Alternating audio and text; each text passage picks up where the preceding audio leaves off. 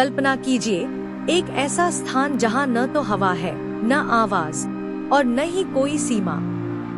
यह है अंतरिक्ष रहस्यों से भरा और अनंत। लेकिन इस शांत दिखने वाले अंधकार में छिपी हैं ऐसी खतरनाक चीजें जो पल भर में सब कुछ बदल सकती हैं।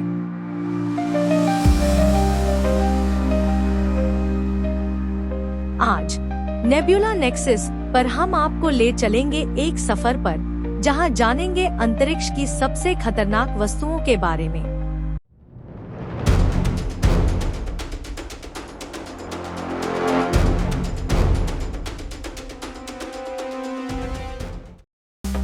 चलिए पहले जानते हैं स्पेस डेब्रिस के बारे में। इसका मतलब है अंतरिक्ष में मंडराते खतरनाक मलबे। अंतरिक्ष जो कभी खोज और प्रेरणा का प्रतीक था, आज वहां एक और बड़ा खतरा मंडरा रहा है, स्पेस डेब्रिस।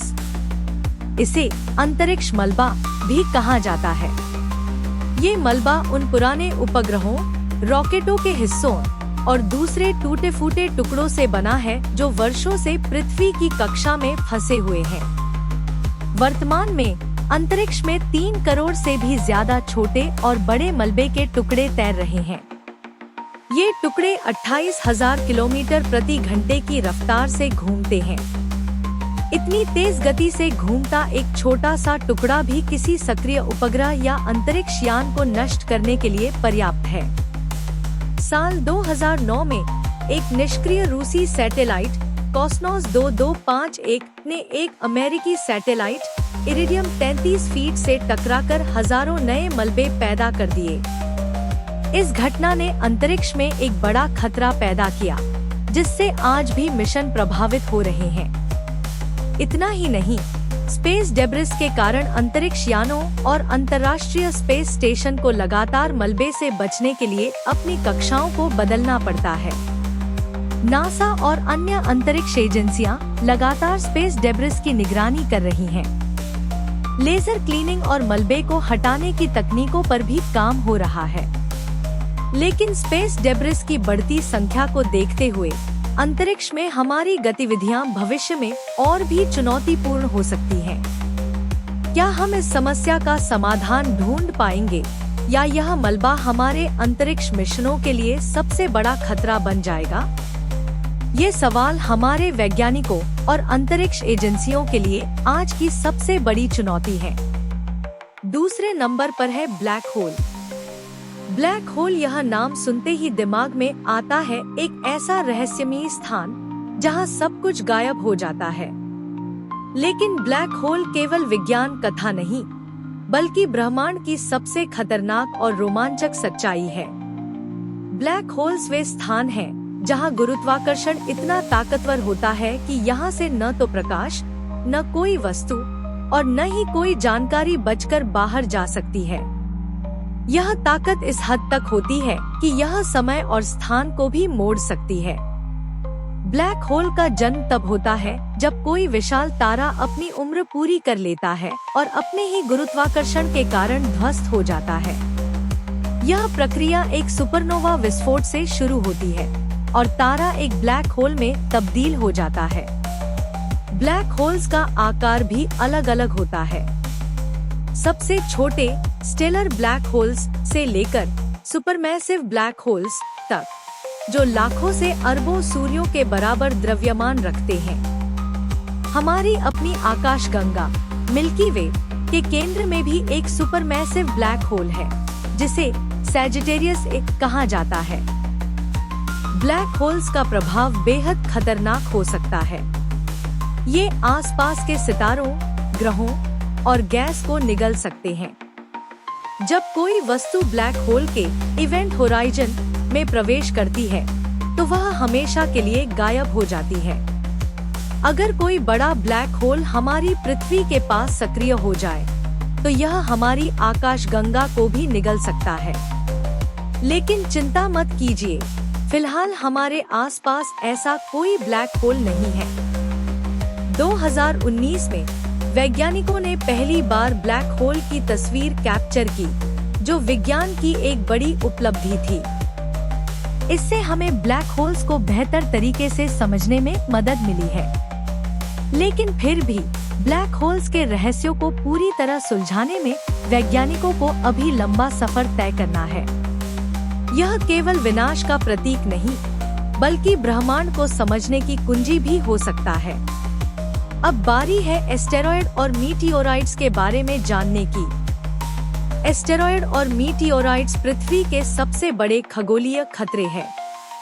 अंतरिक्ष में घूमते विशाल एस्टेरॉयड और पृथ्वी की ओर बढ़ते हुए मीटियोराइट्स। कल्पना कीजिए, एक विशाल चट्टान अंतरिक्ष में मीलों की गति से घूमती हुई सीधे पृथ्वी की ओर बढ़ रही है। यह कोई कल्पना नहीं, बल्कि हकीकत है। ब्रह्मांड में एस्टेरॉयड और मीटियोराइट्स ऐसे खगोलीय पिंड हैं जो कभी भी हमारे लिए खतरा बन सकते हैं।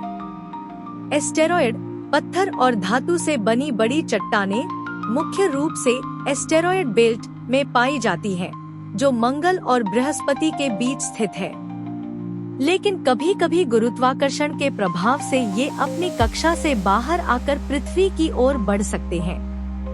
करीब 65 मिलियन साल पहले एक विशाल एस्टेरॉयड ने पृथ्वी से टकराकर डायनासोर और अन्य जीवों का अस्तित्व खत्म कर दिया।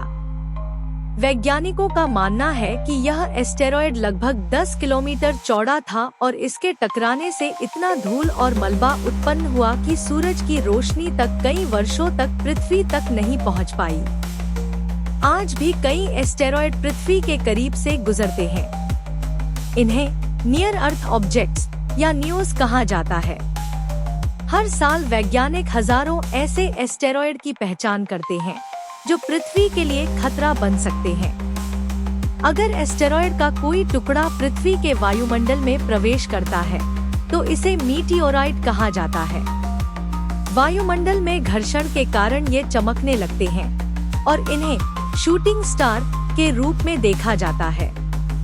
लेकिन अगर ये बड़े आकार के हों और पृथ्वी की सतह तक पहुंच जाएं, तो यह विनाशकारी हो सकते हैं।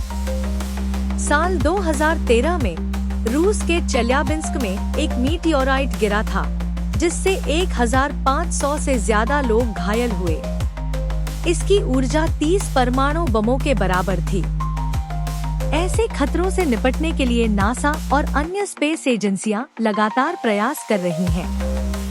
2022 में नासा ने डार्ट मिशन के तहत पहली बार एक एस्टेरॉयड की दिशा बदलने में सफलता हासिल की। यह साबित करता है कि हम भविष्य में ऐसे खतरों से खुद को बचा सकते हैं। भविष्य में क्या हम ऐसे सभी खतरों को रोक पाएंगे, या फिर ब्रह्मांड हमें एक बार फिर याद दिलाएगा कि हम इसके सामने कितने छोटे और असहाय हैं? अब बारी है गामा रे बर्स्ट्स पर नजर डालने की। ब्रह्मांड के सबसे शक्तिशाली विस्फोट हैं। ब्रह्मांड में होने वाले विस्फोट कई बार हमें इसकी विशालता और रहस्यमय शक्तियों का एहसास कराते हैं। लेकिन गामा रे बर्स्ट्स ब्रह्मांड में होने वाले सबसे शक्तिशाली विस्फोट इसकी शक्ति का चरम है। गामा रे बर्स्ट्स तब होते हैं जब कोई बहुत विशाल तारा अपने जीवन के अंत में सुपरनोवा बनकर ध्वस्त हो जाता है और ब्लैक होल में बदल जाता है। इस प्रक्रिया के दौरान ऊर्जा की गामा किरणें ब्रह्मांड में फैलती हैं। ये किरणें इतनी ताकतवर होती हैं कि सूर्य जितनी ऊर्जा लाखों वर्षों में उत्सर्जित करता है, गामा रे बर्स्ट्स उतनी ऊर्जा केवल कुछ सेकंड में निकाल देते हैं। गामा रे बर्स्ट्स दो प्रकार के होते हैं। शॉर्ट ड्यूरेशन बर्स्ट्स 2 सेकंड से कम ये न्यूट्रॉन सितारों के विलय से उत्पन्न होते हैं। लॉन्ग ड्यूरेशन बर्स्ट्स 2 सेकंड से अधिक ये विशाल सितारों के सुपरनोवा बनने से पैदा होते हैं। इन विस्फोटों की ऊर्जा और प्रभाव केवल उनके पास की चीजों को नष्ट नहीं करते, बल्कि हजारों प्रकाश वर्ष दूर तक जीवन पर असर डाल सकते हैं। अगर एक गामा रे बर्स्ट पृथ्वी की ओर केंद्रित हो जाए, तो यह हमारी ओजोन परत को पूरी तरह नष्ट कर सकता है। यह सूरज की पराबैंगनी किरणों को सीधे पृथ्वी तक पहुंचने का रास्ता दे देगा, जिससे पृथ्वी का जीवन समाप्त हो सकता है। वैज्ञानिकों का मानना है कि लाखों साल पहले पृथ्वी पर हुई एक प्राचीन विलुप्ति के पीछे गामा रे बर्स्ट का हाथ हो सकता है। आज नासा और अन्य स्पेस एजेंसियां गामा रे बर्स्ट्स की निगरानी के लिए विशेष सैटेलाइट्स का उपयोग करती हैं, जैसे स्विफ्ट और फर्मी टेलीस्कोप। ये उपकरण इन विस्फोटों को रिकॉर्ड करके उनके रहस्यों को समझने में मदद कर रहे हैं। लेकिन ब्रह्मांड इतना विशाल है कि हम हर गामा रे बर्स्ट का पूर्वानुमान नहीं लगा सकते। गामा रे बर्स्ट्स हमें ब्रह्मांड की अकल्पनीय शक्ति और अनिश्चितता का एहसास कराते हैं। यह केवल विनाश का प्रतीक नहीं, बल्कि ब्रह्मांडीय घटनाओं को समझने की कुंजी भी है। सोलर फ्लेयर्स, सूर्य के विस्फोट और उनका खतरनाक प्रभाव। हमारे सौर मंडल का केंद्र सूर्य केवल जीवन का स्रोत ही नहीं, बल्कि ऊर्जा का सबसे बड़ा भंडार भी है। लेकिन कभी-कभी यह ऊर्जा विनाशकारी रूप ले सकती है, जिसे हम सोलर फ्लेयर्स कहते हैं। सोलर फ्लेयर्स सूर्य की सतह पर होने वाले बड़े विस्फोट होते हैं, जिनमें चुंबकीय ऊर्जा अचानक बाहर निकलती है। इन विस्फोटों के दौरान सूरज की सतह से बड़ी मात्रा में विकिरण और आवेशित कण अंतरिक्ष में फैलते हैं। यह प्रक्रिया हमारे ग्रह और अंतरिक्ष तकनीक के लिए बड़ा खतरा बन सकती है। सोलर फ्लेयर्स तब होते हैं जब सूर्य के चुंबकीय क्षेत्र अस्थिर हो जाते हैं और ऊर्जा को तीव्र गति से रिलीज करते हैं। ये फ्लेयर्स मुख्य रूप से सनस्पॉट्स यानी सूर्य पर काले धब्बों के आसपास बनते हैं। सोलर फ्लेयर्स की तीव्रता को मापने के लिए वैज्ञानिक इन्हें X, M, C और B वर्गों में बांटते हैं, जहां X सबसे शक्तिशाली होते हैं। एक बड़ा क्लास फ्लेयर पृथ्वी पर गंभीर प्रभाव डाल सकता है। जब सोलर फ्लेयर से निकले विकिरण और आवेशित कण पृथ्वी की ओर आते हैं, तो यह हमारी तकनीक और पर्यावरण पर असर डाल सकते हैं। ये रेडियो सिग्नल में बाधा डाल सकते हैं, सैटेलाइट्स के कामकाज को प्रभावित कर सकते हैं, पृथ्वी के चुंबकीय क्षेत्र के साथ टकराकर जियोमैग्नेटिक स्टॉर्म्स पैदा कर सकते हैं, जो बिजली ग्रिड को नुकसान पहुंचा सकते हैं। साल 1989 में एक बड़े सोलर फ्लेयर ने कनाडा के क्यूबेक में पूरे बिजली ग्रिड को बंद कर दिया था। लेकिन सोलर फ्लेयर्स का एक खूबसूरत प्रभाव भी होता है।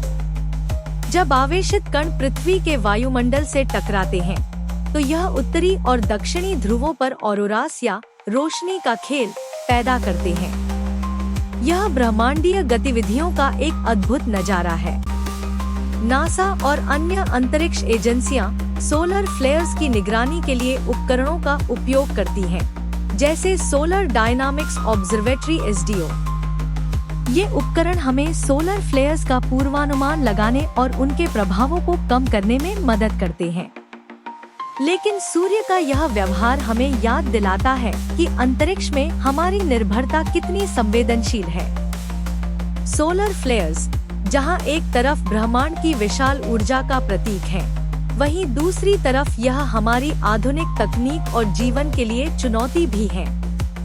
अंतरिक्ष की ये खतरनाक वस्तुएं हमें याद दिलाती हैं कि ब्रह्मांड कितना विशाल और अनिश्चित है।